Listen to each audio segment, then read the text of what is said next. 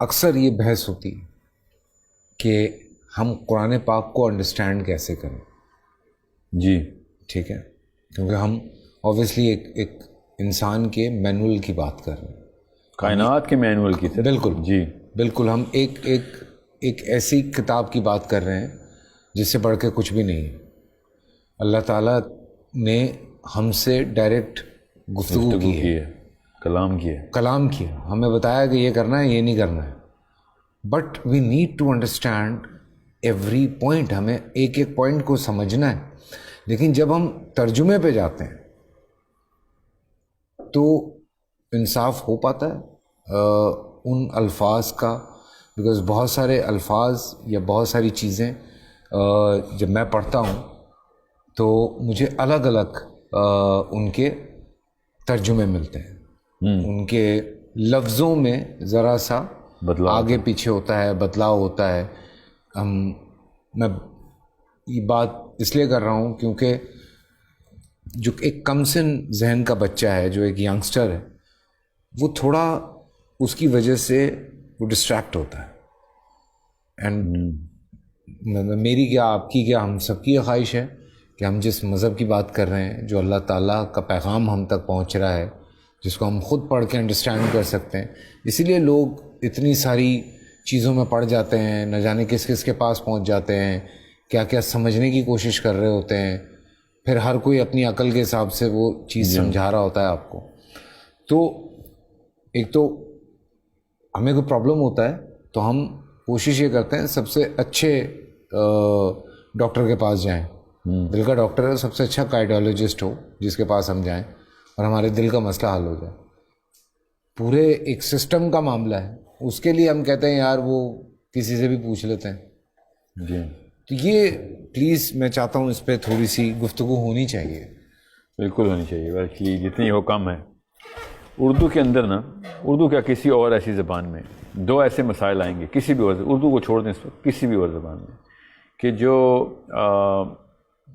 اس زبان کے اپنے گرامر کو, گرامر دماغ کا لفظ ہے, ذہن کا لفظ ہے. یہ سمجھ لیں کہ جس اینگل سے سوچ آپ کے ذہن کے اندر انٹر ہوتی ہے, زبان وہ اینگل سیٹ کرتا ہے. اس کو فریز بولیں تو فریز کے اندر ہزار اینگل نکل آتے ہیں. میں خالی ایک کلمے کی بات کر رہا ہوں, ایک لفظ کی بات کر رہا ہوں.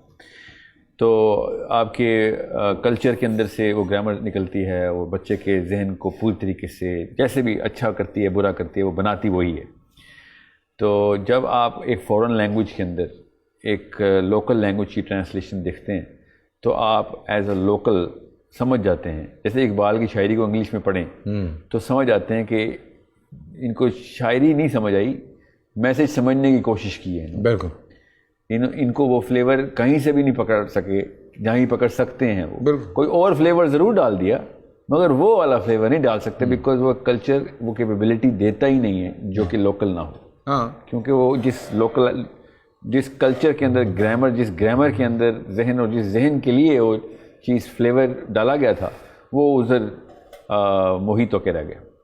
تو اس لیے یہ کہنا کہ اردو میں کمی کوتاہی ہے, جو کہ میں کہتا ہی رہتا ہوں, وہ ہے بھی, کیونکہ میں قرآن کے اینگل سے بات کر رہا ہوتا ہوں. تو یہ تھوڑی سی زیادتی ہوگی, کیونکہ کسی اور زبان میں وہ طاقت نہیں ہے جو عربی زبان میں طاقت ہے. اور اگر تھی بھی تو وہ دو ہی زبانیں تھیں, وہ دونوں زبانیں اب بس ایک تو اسرائیل میں بولی جاتی ہے ہیبرو, اور دوسری جو تھی نا وہ اپنا پید ہو چکی ہے, جو ابراہیم علیہ السلام خود جس زبان میں کلام کرتے تھے. تو اب رہی بات عربی کی, تو اللہ تعالیٰ نے جب ایک عربی کی زبان چنی ہے تو عربی کی ایک پوری ایولیوشن ہوئی ہے دنیا میں.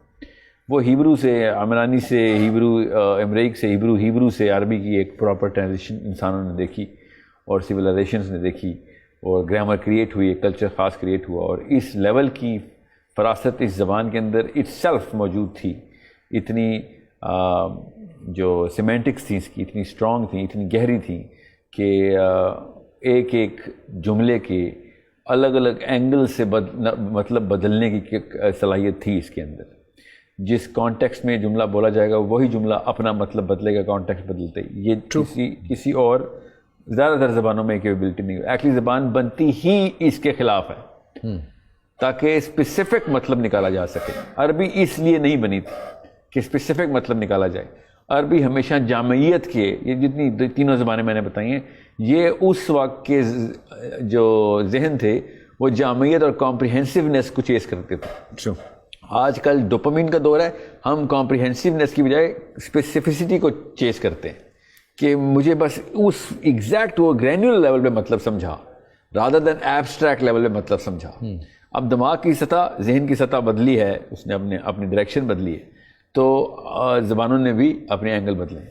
تو یہ بہت ضروری ہے کہ آپ کو پتہ ہو کہ عربی کے ایک ہی فریز کے اندر 18 20 مطلب ہیں، کیونکہ ہر کلمہ اپنے سیاق و سباق میں اپنا مطلب ساتھ ساتھ بدل رہا ہے. اور اگر وہ مطلب سیاق سباق نہیں بھی بدل رہا تب بھی کیپیبلٹی ہے اس کلمے کے اندر اپنے اور مطلب مطالب رکھنے کے، اتنے رموز چھپے ہوئے ہیں.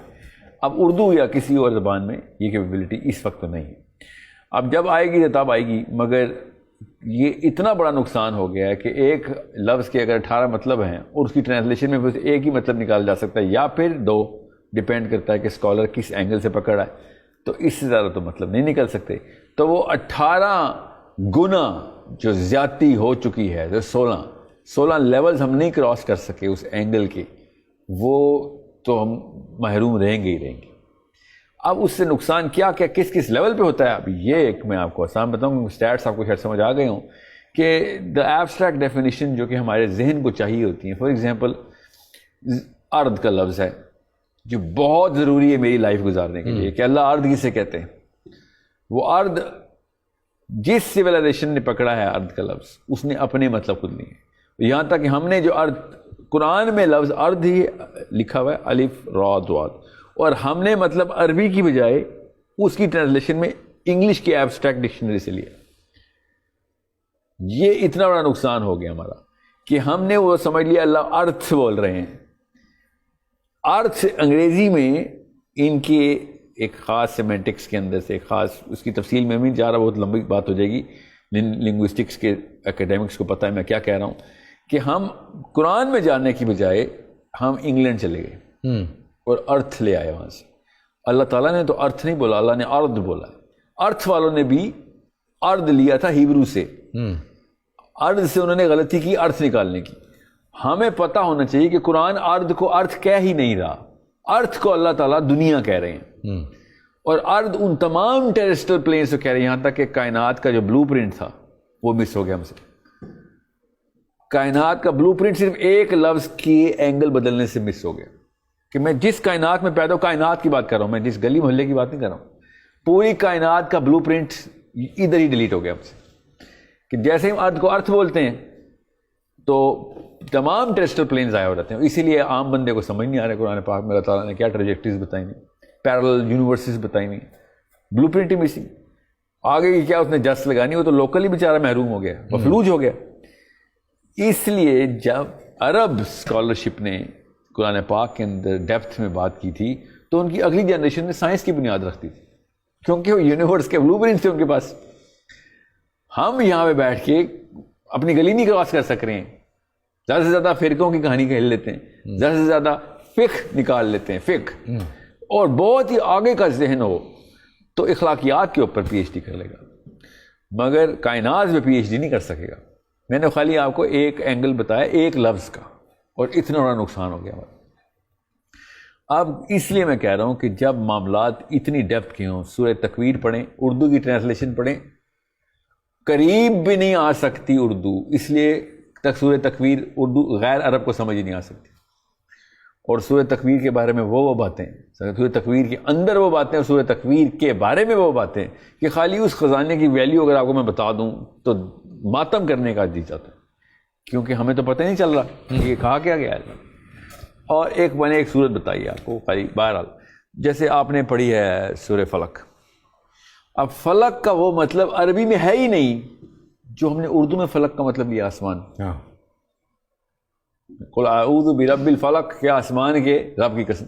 فلق کا مطلب ہے 2 حصوں میں پھاڑ دینے والا، دا فشن. اور جو کسی بھی موقع پہ ڈائمینشن سپلٹ ہوتی ہے، چاہے ایٹم کے لیول پہ ہوں چاہے کائنات کے لیول پہ ہوں، ایول اینڈ گڈ کا سپلٹ ہونا بھی. کریشن کا جو فرسٹ ایلیمنٹ اللہ نے جیسے اس ذرے کو پھاڑا تھا اور پوری کائنات نکالی تھی، وہ ہے قل اعوذ برب الفلق. خالی فلق کا لفظ بتا رہا ہوں آپ کو. اور یہ سب سے